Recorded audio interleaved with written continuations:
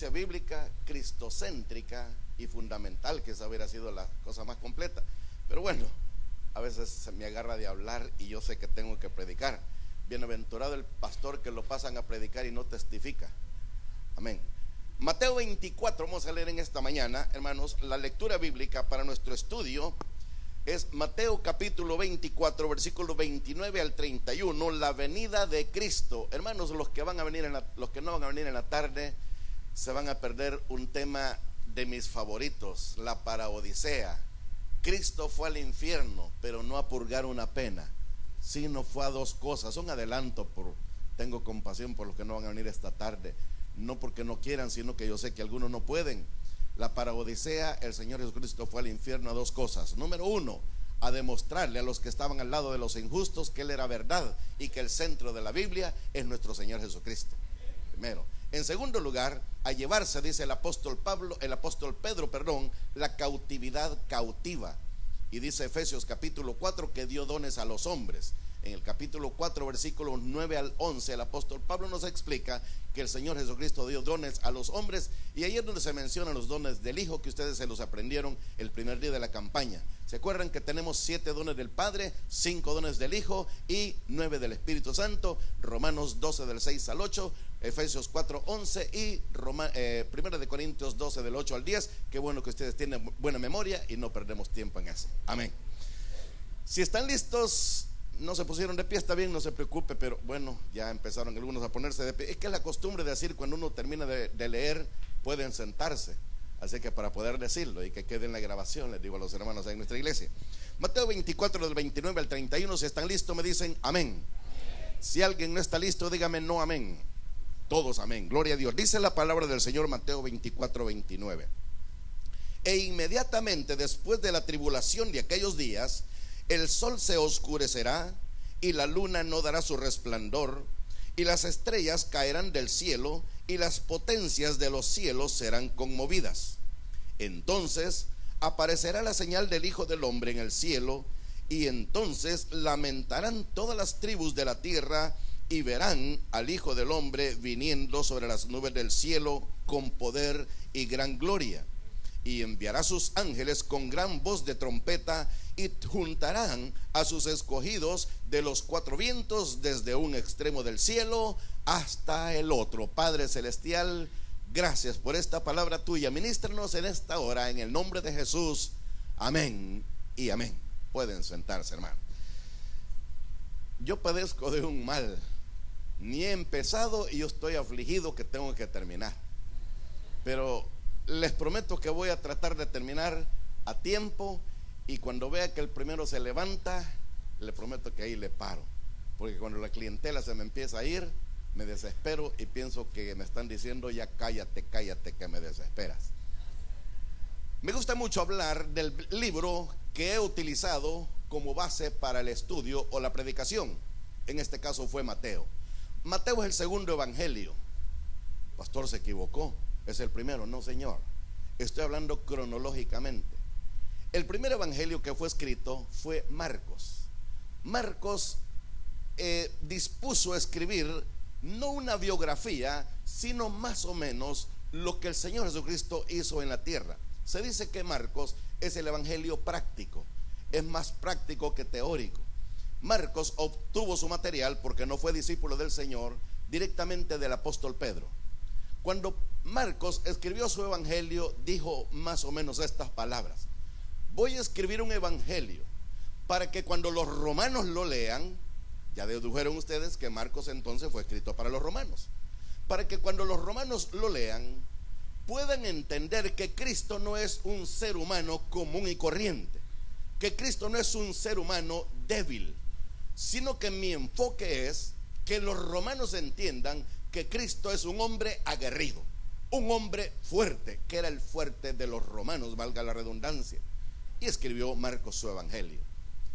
Mateo dijo: yo voy a escribir un evangelio. Fue el segundo evangelio en ser escrito, cronológicamente hablando.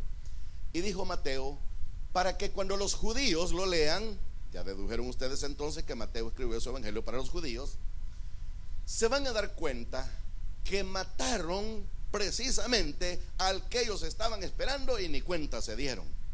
Entonces Mateo, al escribir para los judíos, su enfoque era demostrarle a los judíos que Jesucristo era el Mesías, el rey de los judíos, profetizado por todos los profetas antiguos testamentarios. Luego Lucas, patrocinado por un hombre que se llamaba Teófilo, dispuso poner más o menos en orden todos los acontecimientos del Señor. Fue el tercer evangelio que se escribió, el evangelio de Lucas. Y dijo Lucas: voy a escribir un evangelio para que cuando los griegos lo lean, se dan cuenta que Lucas fue escrito para los griegos, cuando los griegos lo lean, se den cuenta que si bien es cierto que Jesucristo es un hombre aguerrido, si bien es cierto que es el Mesías, rey de los judíos, pero es un hombre inteligente, es un ser eminentemente sabio e inteligente, perdón. Entonces Lucas escribió su evangelio y presentó a Jesucristo como el Hijo del Hombre. Estos tres evangelios juntos se conocen con el nombre de evangelios sinópticos. ¿Qué quiere decir sinopsis? Sinopsis es un resumen, y sinóptico quiere decir vistos bajo el mismo enfoque, vistos bajo la misma lente. Entonces Mateo, Marcos y Lucas, prácticamente los tres tienen el mismo contenido, con ciertas diferencias. Luego pasaron más o menos 30 años después de que los tres evangelios fueron escritos, Mateo, Marcos y Lucas. Y Juan pensó y dijo: qué interesante que hay tres evangelios que enfocan algo del Señor que sí es cierto que sirve, pero falta lo más importante. Y Juan detectó que Mateo, Marcos y Lucas hicieron mucho énfasis en diferentes áreas, en diferentes aspectos de la humanidad de Cristo, pero dijo: yo tengo que enfatizar su divinidad, porque a mí que me importa que lo lean los judíos, a mí que me importa que lo lean los romanos, a mí que me importa que lo lean los griegos. ¿Qué tal si lo leen otros que no son ni romanos, ni griegos, ni judíos? Usted me está entendiendo lo que estoy diciendo. Entonces dijo: voy a escribir un evangelio totalmente diferente, donde mi enfoque sea demostrar que Jesucristo no es otro más que Dios encarnado en la persona de nuestro Señor Jesucristo. Y escribió ese evangelio. Más o menos los sinópticos se escribieron por los años 60 después de Cristo. Juan, el evangelio de Juan, fue escrito más o menos en el año 90 después de Cristo. Se escribieron los tres evangelios, y Mateo es un evangelio donde el Señor se introduce explicando las reglas que regirían el reino que él venía proclamando. Quiero hacer un paréntesis. Habemos muchos de nosotros que leemos las escrituras en una forma muy superficial, y a veces no decimos lo que dice la Biblia, sino lo que otro ha dicho, y ese es problema. Porque usted, hermano, diga lo que dice la Biblia. Le voy a contar, por ejemplo, en el colegio de teología y en El Salvador, recuerdo que los estudiantes nos querían meter en pleito a todos los maestros, y me decían, por ejemplo, a mí: pastor, me decían, ¿qué dice usted de tal versículo? Hermano, a mí me gusta que me pregunten. Y entonces me picaban y empezaba a contestar. Y regularmente me decían: pero ¿por qué fulano, otro maestro, dice esto y esto? Y entonces nos ponían en pugna. ¿Usted me está entendiendo cómo nos ponían en pleito? Entonces yo logré detectar eso y hablé con los maestros y les dije: hermanos, no nos dejemos caer en la trampa. Estos impíos, estos incircuncisos estudiantes nos están poniendo al pleito y nosotros le estamos siguiendo el juego. Y se quedaron: ¿cómo? ¿Qué dije mal? Entonces decidimos que ya no les íbamos a seguir el juego, y cada vez que me preguntaban: pastor, ¿qué opina usted del versículo tal? Y le decía: ¿por qué me preguntas? ¿Porque querés saber o querés comparar? Se quedaban callados, y les dije: si ustedes han leído un pasaje y no lo entienden completamente, adelante, pregúntenme. Pero si ustedes lo que quieren es comparar, no me pregunten, porque lo voy a sacar del aula. Y una vez me acuerdo que saqué a uno del aula, y ¿sabe qué me dijo? Ahí lo espero afuera, me dijo. Esto no se va a caer así nomás. Hermanos, si le dijera el nombre al pastor Edwin, sabría quién es, pero mejor no se lo voy a decir, así dejémoslo. Hermanos, se levantó uno de los hermanos estudiantes y me dice: pastor, me dijo, cuando termine la clase yo me voy a ir con usted, yo soy su guardaespaldas, me dijo. No, hermano, no se preocupe, ya no va a estar, quizás, le dije yo. No, me dijo, pero yo me voy a ir con usted. Cuando salimos, ahí estaba esperándome. Y sale y le dice: ¿qué querés con el pastor? Le dijo: no es con vos, quítate, le dijo. No, le dijo, a mi pastor no lo vas a tocar, le dijo. Y entonces empezaron el pleito y le dijo: no, le dijo, lo que quiero es disculparme con él. Y se disculpó conmigo. Claro que vio que el que iba conmigo era buen, usted sabe, bien ponchadito, ¿verdad? Yo no soy bueno para pelear, pero soy bueno para correr. Pero bueno, lo que quiero decirles es esto. Hay un versículo que mucho lo ocupamos para el evangelismo, Juan 1, 11 y 12. Y usted seguramente lo dice como lo dicen muchos, no voy a decir todos. Y muchos lo dicen así: a los suyos vino. ¿Usted ha escuchado que así dicen? Y los suyos no. Tenga cuidado cuando lea, porque el primer suyo no es plural, es singular. El segundo sí es plural. Pastor, ¿y por qué tanto? No, permítame, le voy a explicar por qué. Cálmese, no se me ajolote. El primer suyo es singular. ¿Qué quiere decir? Usted sabe que el Señor Jesucristo vino con un objetivo, propósito definido, y jamás se apartó de ese propósito. Eso se llama la obra de Cristo. ¿Cuál era? Pagar sus pecados y pagar los míos, y redimirnos del pecado, de la esclavitud, del infierno, de la muerte y de todo lo que usted sabe que el Señor nos ha liberado. Entonces, el Señor Jesucristo vino a lo suyo. ¿Qué era lo suyo? Su obra. Y muchos dicen: a los suyos vino, a los judíos. No, no, no. Está diciendo: a lo suyo vino. Por ejemplo, a mí me dicen: pastor, lo voy a invitar a comer. Yo soy poco para eso. Me tienen que rogar y casi arrastrado me llevan. Yo soy bueno para tragar, hermano. No sé por qué me gusta tanto comer. Cuando me invitan a comer, de una vez llego a la casa y le digo: lléveme de una vez a la mesa del comedor. ¿Por qué me dicen? Porque yo vengo a lo mío. ¿Qué quiero decir? A ver. Así le hacemos en El Salvador. Decía mi papá: mira, me decía, cuando veamos por ahí, ¿sabe ustedes que nosotros así señalamos? Cuando veamos por ahí, vamos a ir a mirar.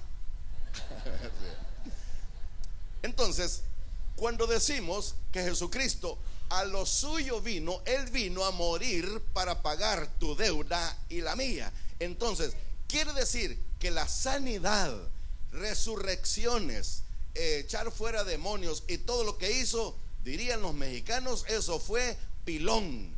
En El Salvador diríamos: eso fue ajuste, eso fue extra. Pero Él no venía a eso, venía a morir para pagar la deuda que todos nosotros debíamos. Dale un aplauso al Señor, hermano. Estando crucificado, el Señor dijo 7 frases, pero quiero referirme a una de ellas. En nuestra Biblia se tradujo: consumado es. La palabra griega es la palabra tetelestai. Tetelestai, así exactamente como se oye, así se escribe. ¿Qué significa la palabra tetelestai? Escucha el significado de la palabra tetelestai: la deuda ha sido cancelada. ¿Cuál deuda? La que usted y yo debíamos, porque la paga del pecado es muerte, mas la dádiva de Dios es vida eterna en Cristo Jesús, Señor nuestro. Eso es lo que nosotros debíamos, y eso fue lo que Cristo pagó. Por eso usted y yo no nos morimos, tenemos vida eterna en Cristo Jesús. Gloria a Dios. Perdonen que a veces me salen largas las introducciones, pero vamos a empezar porque no terminamos. Empezamos entonces. Perdonen que me falta todavía otro detalle más de mi introducción. El título de este estudio se llama La venida de Cristo. Note, singular, la venida de Cristo. Pero realmente son 2 venidas de Cristo. Pero si usted hablara con un antiguo testamentario, es decir, si usted hubiera existido en la época del Antiguo Testamento, usted hubiera hablado del advenimiento en singular, porque los profetas realmente no entendían en su plenitud cuál era el advenimiento de Cristo o cómo se iba a desarrollar. No sabían. Ellos pensaban que era uno solo. Nosotros en el Nuevo Testamento, hermanos, tenemos la ventaja que sabemos que son 2. Los 2 advenimientos. El primero se llama encarnación, no se llama reencarnación, no me malinterprete, se llama encarnación. Y eso es lo que describe el Evangelio de Juan en su introducción. Dice: en el principio era el verbo, y el verbo era con Dios, y el verbo era Dios. Hermanos, yo no sé, perdonen que les quite más tiempo, pero me gusta lo que dice en el original. En el original es más enfática la enseñanza. Dice Juan 1:1: en arqué en hologos, kai hologos prostonteos, kaiteos en hologos. Qué raro hablé, ¿verdad? No estoy hablando en lengua, eso es griego. ¿Sabe qué dice ahí? Dice más o menos así: arqué es el equivalente de Bereshit hebreo. Usted sabía que en Génesis 1:1, Génesis 1 dice: Bereshit bara Elohim et hashamayim bet haaret, que quiere decir en el principio creó Dios los cielos y la tierra. Ese Bereshit significa un principio absoluto.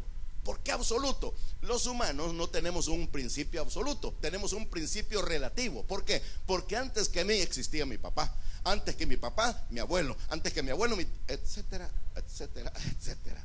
No tenemos un pasado absoluto o un tiempo absoluto, un principio absoluto, sino Dios sí tiene un principio absoluto. Entonces, cuando dice en Génesis 1:1 Bereshit bara Elohim, quiere decir en un principio absoluto Dios creó de la nada, sin material preexistente, los cielos y la tierra. Ahora, este verbo arqué en el griego es el equivalente de Bereshit, que es un principio absoluto. Y dice: en un principio absoluto ya estaba el verbo. El verbo, esa palabra que se tradujo verbo, es la palabra logos. Logos se puede traducir como verbo, palabra, expresión, tratado, estudio, etcétera.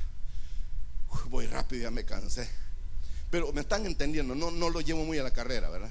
Si no, hay compran el CD y lo ven despacito. Entonces, lo que enseña es esto: en un principio absoluto la palabra, es decir, Jesucristo, ya existía. Pastor, ¿y cómo deduce usted que ese logos es Jesucristo? Por el versículo 14. En el versículo 14 dice: y aquel verbo fue hecho carne y vimos su gloria, gloria del unigénito del Padre, lleno de gracia y de verdad. Qué bueno que usted ha leído la Biblia todos los días, y por eso usted se lo sabe y no tenemos que perder tiempo en este detalle. Amén. Entonces dice: en un principio absoluto Cristo ya existía. Esto nos enseña que Cristo es eterno.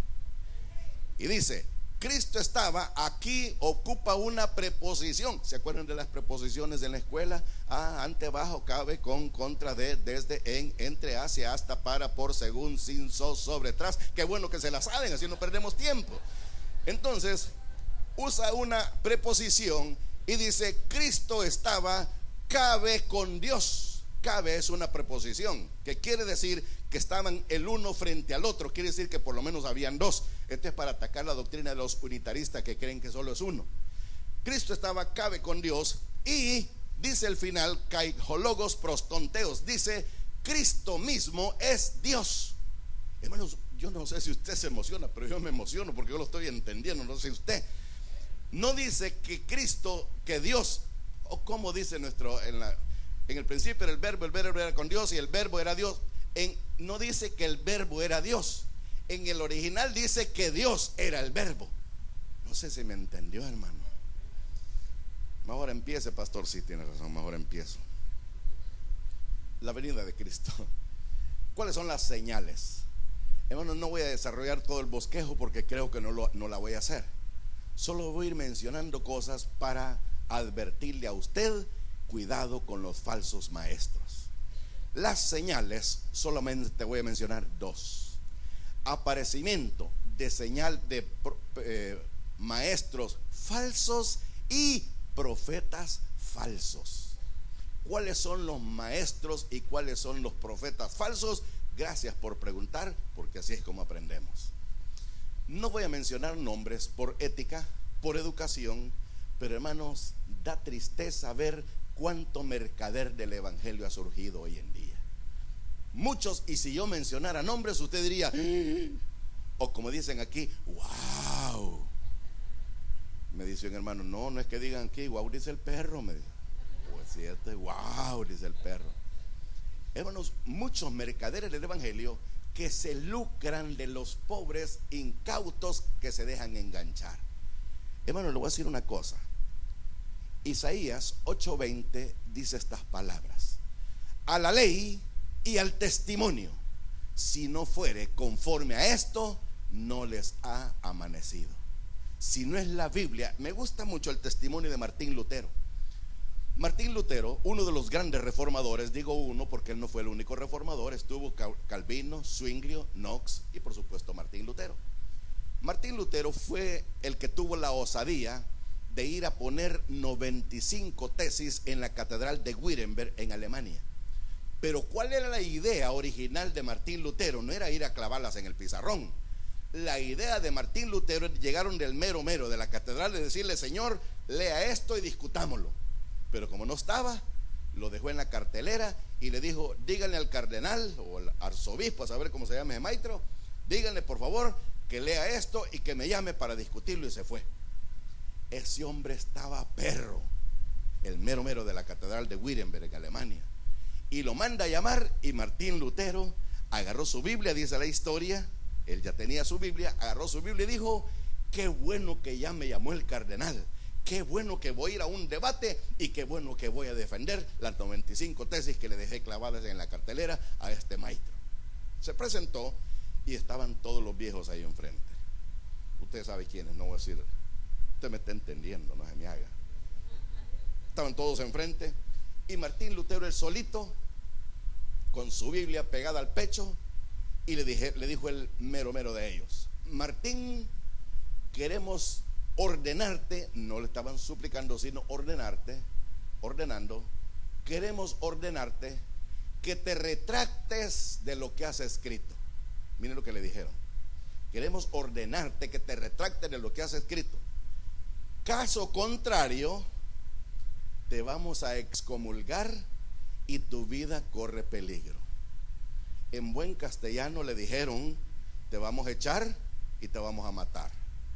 Por si usted no lo había entendido, pero eso le dijeron políticamente: te vamos a excomulgar y tu vida corre peligro. Y las palabras de Martín Lutero, empuñando su Biblia, fueron estas: si ustedes me convencen mediante la Biblia o la razón que estoy equivocado, con gusto me retracto.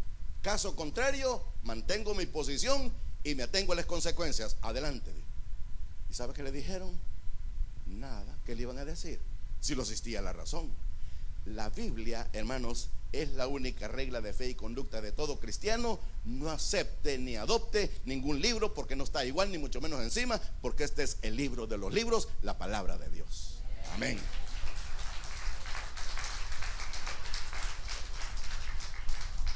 Ahora, falsos maestros, falsos profetas, pero el otro elemento que quiero mencionar se llama la apostasía. Apostasía, y escuchen este testimonio que les voy a contar. Estaba predicando en un lugar de Guatemala, en el departamento de Jutiapa. Jutiapa se llama, ¿verdad? Estaba predicando en ese lugar, en un lugar que se llama Tierra Blanca.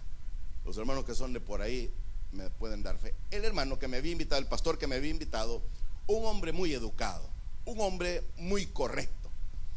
Y a media campaña le dije: hermano, ¿hay aquí alguna iglesia, alguna librería cristiana? Y me dijo: ¿por qué? Estoy para dar una materia y necesito enriquecerme un poco más mis conocimientos y necesito un libro.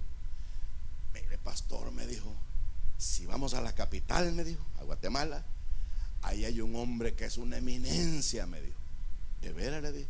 Él le podría recomendar un libro, un buen libro, me dijo. De veras, sí, pero mire, le voy a decir una cosa, me dijo. Ajá, le dije: tenga cuidado cuando compre literatura. ¿Por qué? A mí me gusta que me aconsejen eso, pero mire la razón que me dio. ¿Por qué? Le dije: porque la mayoría de la literatura viene de Estados Unidos. Él no sabía que yo de aquí iba, quizás, no sé. La mayoría de la literatura viene de Estados Unidos, me dijo. ¿Y cuál es el problema que venga de Estados Unidos? Es que tiene dos defectos. Note cómo le llamó. Tiene dos defectos, me dijo. ¿Y cuáles son, hermano? A mí me gusta escarbar. O me dejan claro o me dejan más confundido. ¿Y cuáles son esos dos defectos? Que la literatura que viene de los Estados Unidos, me dijo, ¿cómo se llama? Dispensacionalista, me dijo, y fundamentalista. Hermano, sentí que me jaló el poco pelo que me queda todavía. Y le dije: o sea que usted no está de acuerdo con las dispensaciones. No, eso ya pasó de moda, me dijo. Y el fundamentalismo, no, me dijo. El fundamentalismo se convierte en legalismo, me dijo. Hermanos, ya les voy a seguir contando esta historia. Me invitaron a predicar a una iglesia conocido ya un hermano de ahí en Yoloaiquín, departamento de Morazán. El hermano que me llevaba me iba aleccionando porque él quizás no sabía mi trasfondo. Hermano, yo vengo de una iglesia pentecostal, pero es que yo soy bauticostal. Es decir, yo soy pentecostal con freno y bautista con acelerador. Entonces mientras iba, él me iba leccionando y me dijo: pastor, quiero advertirle algo. Ajá, le dije, esa iglesia es pentecostal. De veras, ¿y qué es eso? Hermano, yo a veces no me cuesta mucho hacerme el dundo porque ya tengo cara. Entonces me dice: quiero aconsejarle algo. Como no, hermano, dígame. Mire, me dijo, usted va a disculpar, me dijo, pero en esa iglesia son bien legalistas, me dijo. ¿Sabe qué le dije yo? Amén, le dije yo. Amén, ¿qué? Me dijo. Le dije yo, amén, que son legalistas. Los prefiero legalistas y no modernistas. Porque los modernistas, hermano, mejor no digo, mejor sigo aquí con la historia que le estaba contando. Si quiere vamos a Guatemala, me dijo. Y le dije yo, pero ¿y en qué nos vamos? Yo lo llevo en mi carro, me dijo. Hermano, yo le voy a dar para gasolina. No, me dijo, quiero que conozca esa eminencia, es mi maestro. Me dijo, vamos y nos vamos. Hermano, yo iba emocionado que iba a conocer una eminencia. Dije, voy a ir a aprender. Llegamos a la ciudad de Guatemala, una ciudad que se llama Mixco. Estoy diciendo los nombres por si hay personas de Guatemala que vean que no estoy mintiendo.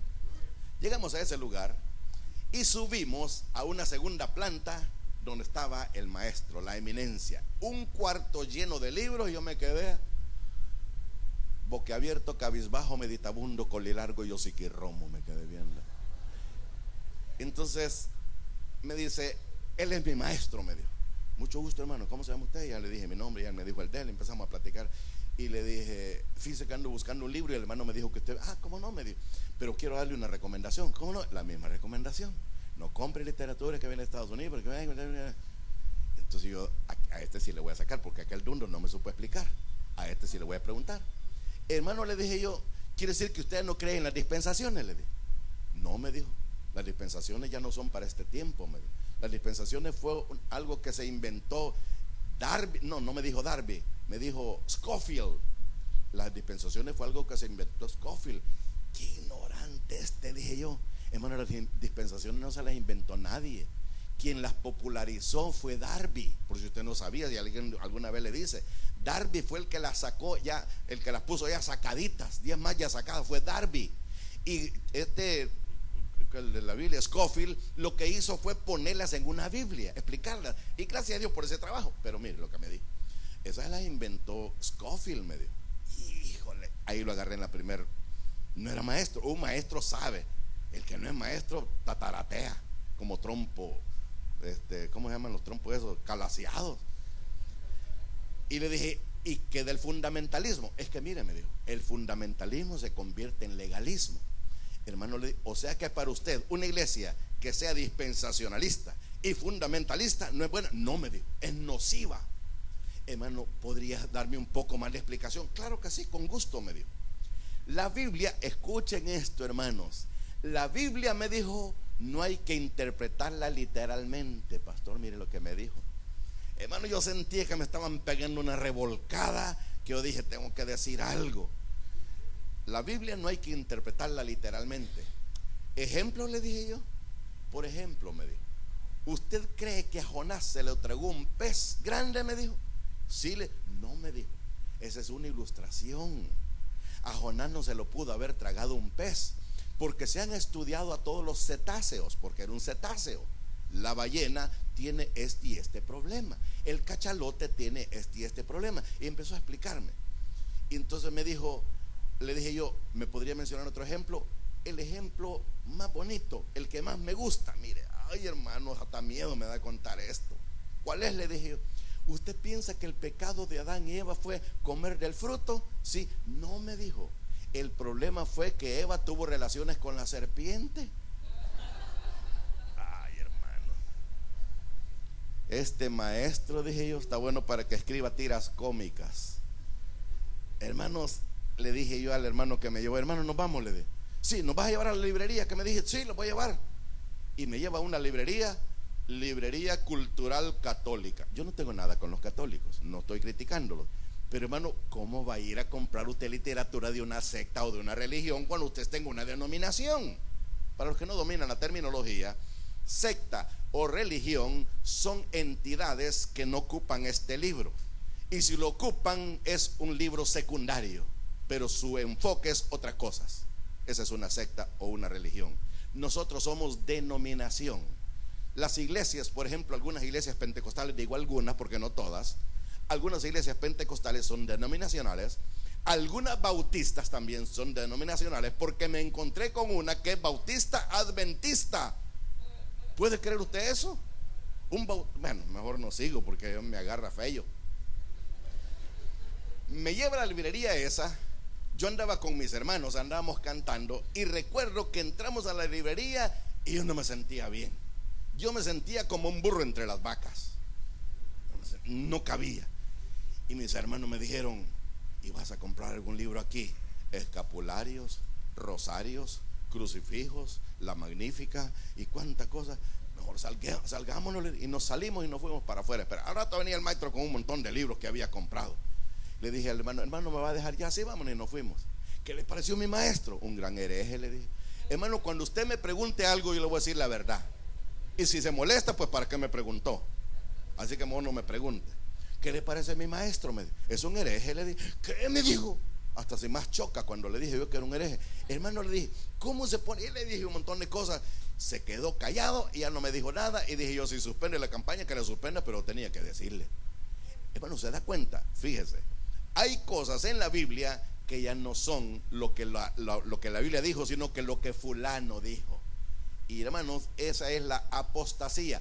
Por si usted no domina la terminología, apostatar es negar la fe. Ahora le voy a explicar.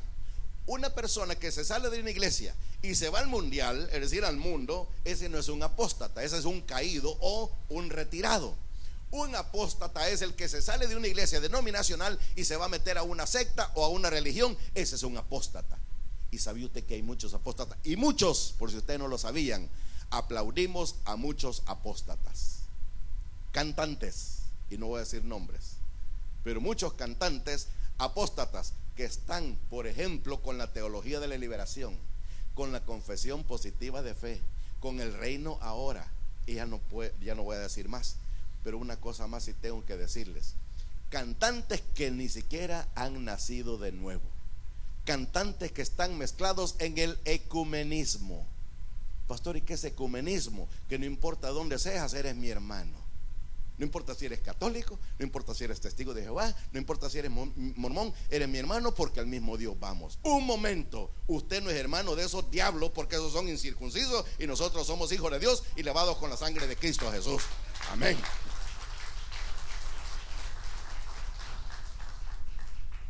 Ahora, quiero mencionar la gran tribulación.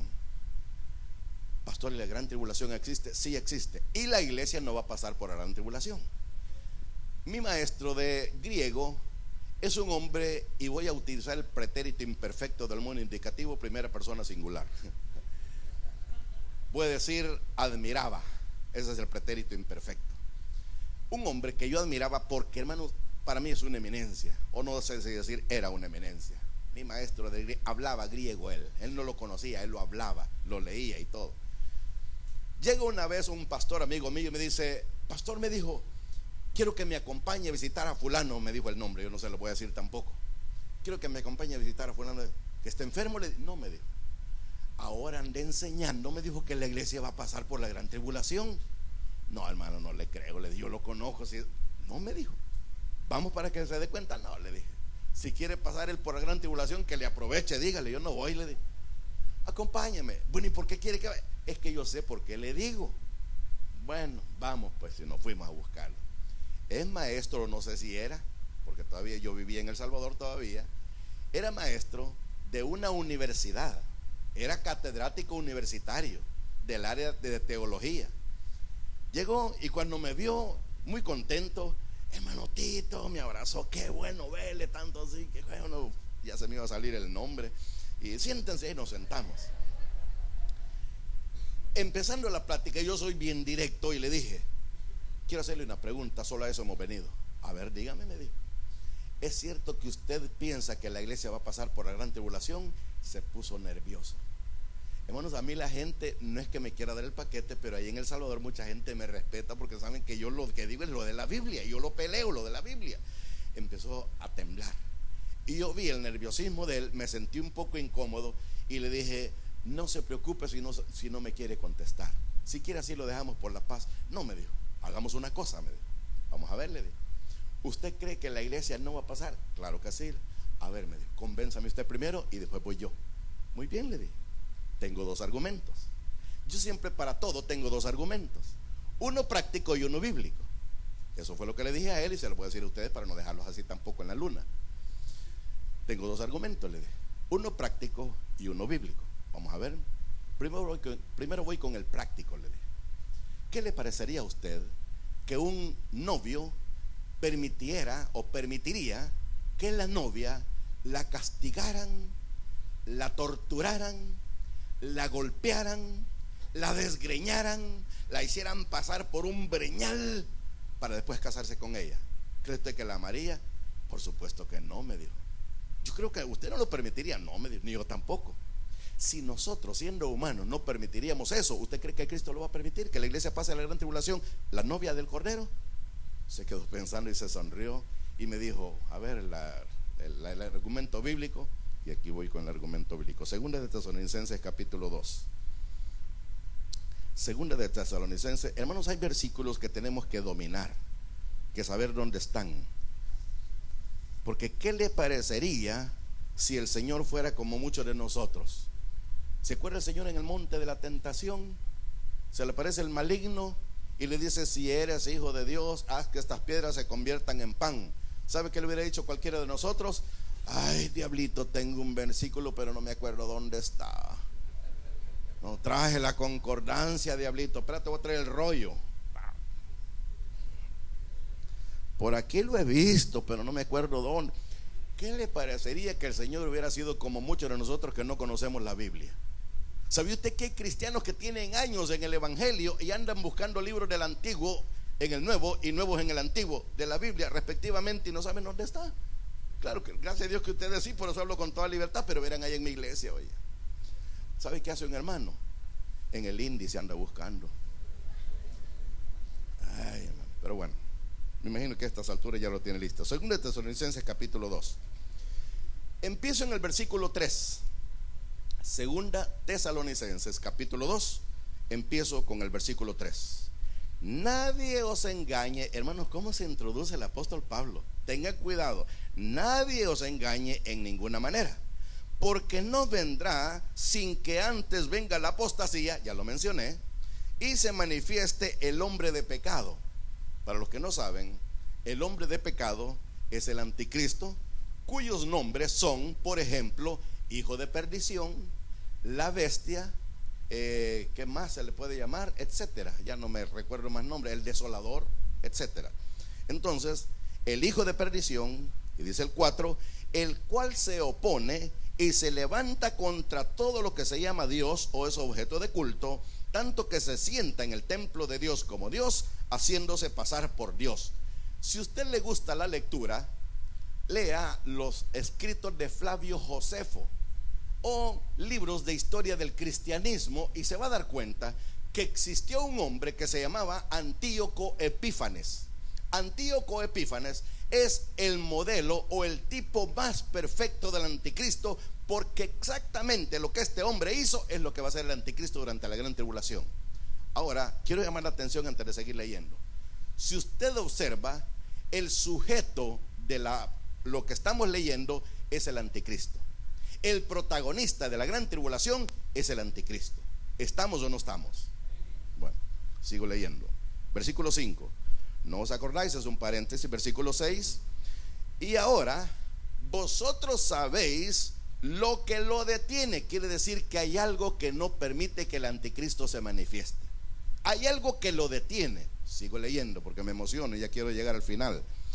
A fin de que a su debido tiempo se manifieste el anticristo. No lo dice, yo lo estoy aclarando. Versículo 7. Porque ya está en acción el misterio de la iniquidad. Es decir, el anticristo como personaje todavía no está, pero las cosas se están dando, preparando el escenario para cuando este hombre aparezca, el anticristo. Solo que hay quien al presente lo detiene. Leo nuevamente, solo que hay quien al presente lo detiene. Quiere decir que hay algo que lo está deteniendo, hasta que él a su vez sea quitado de en medio. Y entonces, ¿qué quiere decir el entonces? Quiere decir, mientras no suceda una cosa, no puede suceder la otra. Y termino con el 8.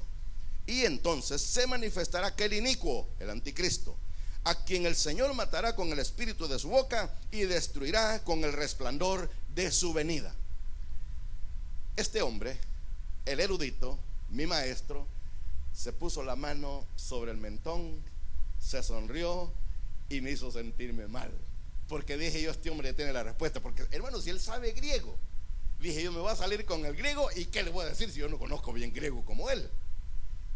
Me dice, ¿sabe usted? Me dijo que el artículo que ahí se ocupa, me dijo, no es un artículo o un pronombre personal, sino que es neutro, me dijo. ¿Y con eso qué? Le dije yo. Como dicen los gringos, so what? ¿Y con eso qué? Le dije yo. Y me dijo, que usted me va a decir que es el Espíritu Santo. Él solito cayó en la trampa. Usted me va a decir que es el Espíritu Santo. Vamos a suponer que no sea el Espíritu Santo. Pero ¿qué tal la iglesia? Una organización no tiene pronombre personal, sino neutro. Se apretó el mentón, tragó grueso y me dijo, no había considerado esa posibilidad. Un erudito y yo un simple estudiante. Yo me considero un estudiante de teología, y él, un erudito, no había considerado esa posición. Me dijo, déjeme estudiarlo y le voy a decir, me dijo. Hasta hoy, hace como 30 años quizás, o 25, ya no me dijo nada. Hermanos, seamos apologetas. Quiere decir, defendamos nuestra fe. ¿Y cómo la vamos a defender si no estudiamos la Biblia? Deje de leer basura. Estaba echando gasolina, obviamente en una gasolinera. Y mientras estaba echando gasolina, se me acerca un hombre bien presentable y me dice, buenas noches, señor. Ya andaba de traje, venía del culto. Buenas noches, señor. Y lo volteé a ver. Buenas noches, le dije yo. Se ve que usted es una persona distinguida. Ay, Dios, a ver qué quiere. Yo pensé, ya me empezaba a bolsear, a ver. Y ¿a dónde quiere llegar? Le dije yo. Me imagino que a usted le gusta leer. Y mire lo que le dije yo. Hermano, yo a veces soy bien grosero para contestar. A veces mi esposa me dice, mejor no digas nada, me dice. Me imagino que a usted le gusta leer. Mire, señor, le dije, tiene razón. Me gusta leer, pero me gusta leer buena literatura. ¿Y cuál es para usted la buena literatura? Me dijo. La que no la escriben sectaristas, le dije. Porque hay un loco por ahí, le dije. Por supuesto, ya se murió. Se llamaba Charles Taze Russell. Viera cuánta basura escribe ese pobre, le dije yo. Y lo peor es que hay un montón de dundos que se la creen, le dije. Una literatura que a veces da risa, a veces da cólera y a veces da lástima, le dije. Tenga buenas noches, me dice. Le adiviné. Tenga cuidado. Tenga cuidado con quien platica. Entonces, la gran tribulación, hermanos, es un periodo que, note, seguramente a usted no le gusta la teología, pero a mí sí, ya sé que se fregó, porque el que está predicando soy yo. En teología se estudia, en escatología precisamente, algo que se llama los valles proféticos o la perspectiva profética, que es lo que le voy a explicar ahorita. Los valles proféticos o la perspectiva profética, ¿qué es eso? Y voy a usar un ejemplo, las 70 semanas de Daniel. Daniel, el profeta, pudo visualizar 70 semanas consecutivas. El problema de Daniel es que vio 7 semanas, 62 semanas y una semana. Los que han leído saben de qué estoy hablando. Capítulo 9 del libro de Daniel. 70 semanas, 7 semanas, 62 semanas y una semana. Las primeras 7 más 62 suman 69. Ya pasaron. La primera fue la reconstrucción de Jerusalén cuando la habían destruido los babilonios. Luego, después, cuando Cristo vino, a la primera venida de la que estamos hablando, la encarnación. Y hermanos, el dato está exacto. El problema es que la última semana se le llama la semana septuagésima de Daniel, o para los que no entienden esa terminología, la semana setentava. Así me entienden mejor. Setentava. La semana setentava de Daniel, Daniel lo que vio fue eventos consecutivos, pero no vio el tiempo entre cada evento, y esos son los que se llaman los valles proféticos o la perspectiva profética. Entonces, Daniel asumía que iban a suceder 7 semanas Inmediatamente terminando estas 7, comenzaban otras 62, e inmediatamente terminando esas 62 comenzaba la última, pero no fue así. Comenzaron 7, no inmediatamente, pasó un tiempo corto y comenzaron las otras 62, y desde esas 62 para la última o 70ª semana todavía no llega.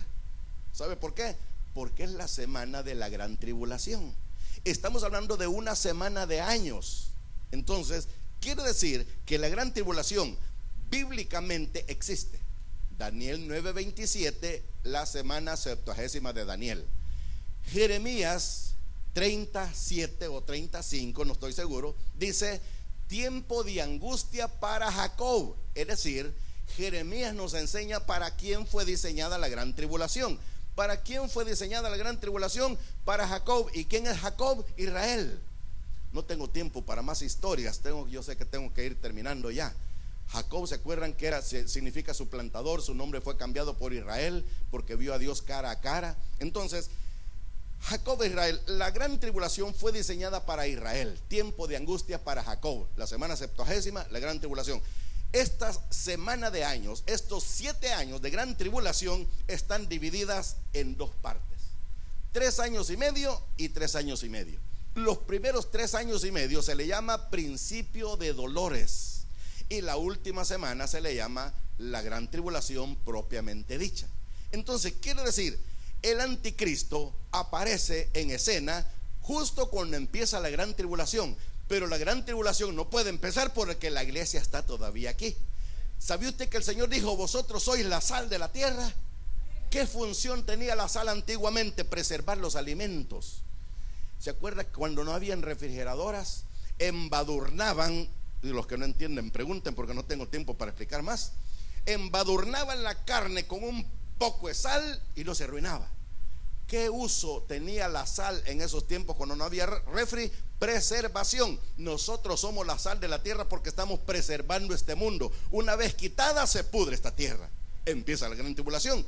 Y cuando empieza la gran tribulación, decía hace un momento, el protagonista de la gran tribulación es el anticristo. Comienza, pero comienza bien. Y cuando llega la mitad, cuando ya se terminan los 3 primeros años, él hace un pacto con Israel, y los dundos de los israelitas, no estoy hablando de Israel sino de los israelitas, los dundos de los israelitas, este era el Mesías que esperamos, aquel impostor lo matamos allá, pero y hacen un pacto, y se cree que el pacto es para que los musulmanes le den chance de levantar o construir el templo, porque tiene que estar el templo del Señor, y ahí van a hacer un pacto, y ese va a ser el pacto de su muerte, de los pobres judíos. Ahora, cuando se terminan los 3 primeros años y medio, comienza el refuego, y ahí empieza la bestia a marcar a los que quieren participar con él y quieren comer, quieren comprar y quieren vender. Les van a marcar la mano derecha o la frente, dice la Biblia. Si usted cree que es un chip, no peca. Si usted cree que es una marca, un sello, no peca. Usted cree lo que quiera, pero lo que sí es en la mano derecha o en la frente. ¿Y qué va a pasar en la gran tribulación? Hermanos, la nación de Israel, Dios tiene un grupo escogido, 144,000, y especifica que son 12,000 de cada tribu. Así que por ahí, si algún mentiroso le dice: no, si el cielo solo hay 144,000 y son de nosotros, se le llamamos los ungidos, porque yo conozco a esa gente. Entonces usted le va a decir: dígame, ¿y de qué tribu son? No sabía que son judíos. Es más, dice que son vírgenes.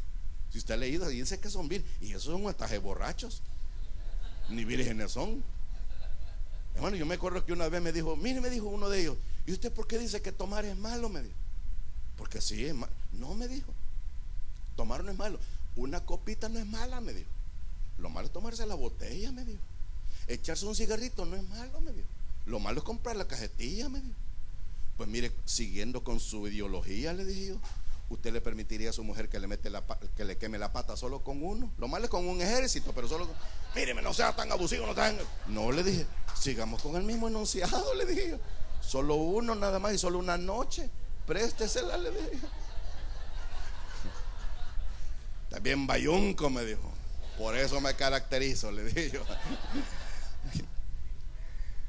Sé que tengo que llegar al final. La segunda venida. Hermanos, el capítulo 24 de Mateo es una profecía de doble referencia. este pastor solo es teología, hermano, es que es mi campo. Yo predicando me siento incómodo, yo me siento cómodo con una pizarra porque todavía estoy a la antigüita, con una pizarra y un plumón y un puño de gente enfrente preguntando, ahí me siento realizado. Pero predicando yo me siento incómodo porque me dan ganas de bajarme y preguntarles a cada uno. Pero bueno, tengo que seguir. Mateo 24 es una profecía de doble referencia. ¿Cuáles son las profecías de doble referencia? Las profecías que tienen una referencia primaria o inmediata y tienen un segundo cumplimiento, se le podría llamar posterior, complementaria o absoluta.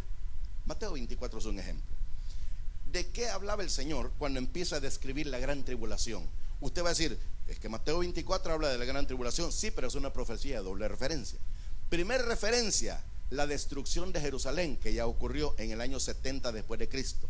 El imperio romano, bajo el mando de Tito Flavio y Vespasiano, llegaron y arrasaron y destruyeron toda la ciudad, incluyendo el templo que había construido Herodes, que le tardó 40 años en construirlo. Terminaron todo eso. Entonces, la primera referencia de Mateo 24 es la destrucción del templo. Pero la profecía o el cumplimiento pleno, complementario o absoluto de la profecía de Mateo 24 es la gran tribulación. Así es que el versículo 13 es un versículo tribulacionario. Y lo digo por si hay algún pentecostal aquí colado. A mí me dijeron cuando yo estaba en la iglesia, mire, usted no puede estar seguro que es salvo ya. ¿Por qué? Hasta que se muera. ¿Por qué? Ahí dice Mateo 24:13, el que persevere hasta el fin, este será salvo. ¿De dónde lo está sacando el versículo? De la gran tribulación. Entonces, como es un versículo tribulacionario, tendría que ser el que persevere hasta el fin de la gran tribulación sin dejarse marcar la frente o la mano derecha, este va a ser salvo de la gran tribulación. ¿Me entendió eso? Así que si alguien le sale con ese versículo, dígale, mire, por favor, ubíquelo en el contexto correspondiente, porque un texto sin contexto solamente es un pretexto. Así es que explíquele eso y sepa que todo lo de la Biblia tiene su razón de ser y su ubicación. Y termino con esto.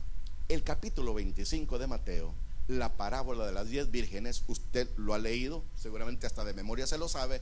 Ese no es un pasaje para la iglesia, porque la iglesia fue arrebatada antes de la gran tribulación. La gran tribulación es el capítulo 24 y la parábola de las 10 vírgenes capítulo 25. Entonces, ¿dónde está la iglesia? Ya está, vino de regreso con el Señor. Entonces, ¿quiénes son la parábola de las 10 vírgenes? Los judíos que están esperando que el Señor venga para establecer su reino milenial. Entonces la iglesia, hermano, no forma parte de las 10 vírgenes. Y yo he escuchado predicadores, incluso predicadores que yo admiraba, voy a usar otra vez el pretérito imperfecto, modo indicativo, primera persona singular, porque admiraba a algunos predicadores. Y escuché hace poco a uno que dijo, hermano, ¿de cuál de las 10 vírgenes es usted? Hermano, si no somos judíos, no somos Israel, somos la iglesia. Y le voy a explicar esto.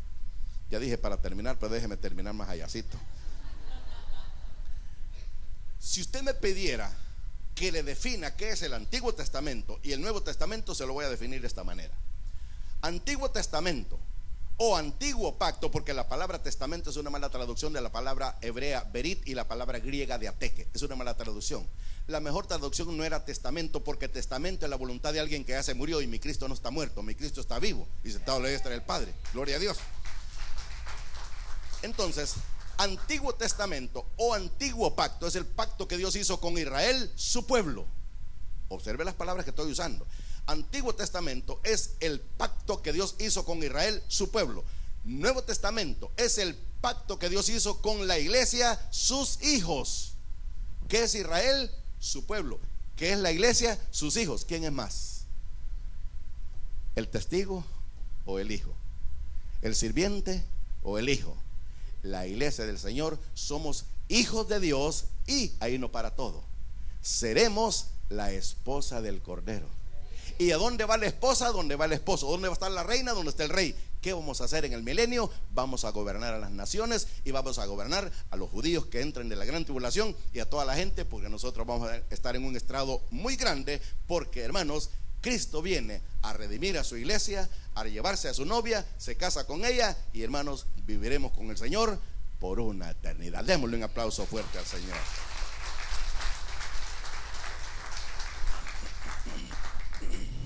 Ahora que has escuchado el mensaje de la palabra y Dios ha tocado tu corazón, Te invitamos a que recibas a Jesús como tu único y suficiente Salvador personal. Repite después de mí esta oración. Cierra tus ojos. Señor Jesús, yo te recibo hoy como mi único y suficiente Salvador personal. Creo que eres Dios, que moriste por mí en la cruz por todos mis pecados y que resucitaste al tercer día. Gracias doy al Padre por haber enviado a su Hijo a morir en mi lugar. En Cristo Jesús, mi Salvador. Amén y amén.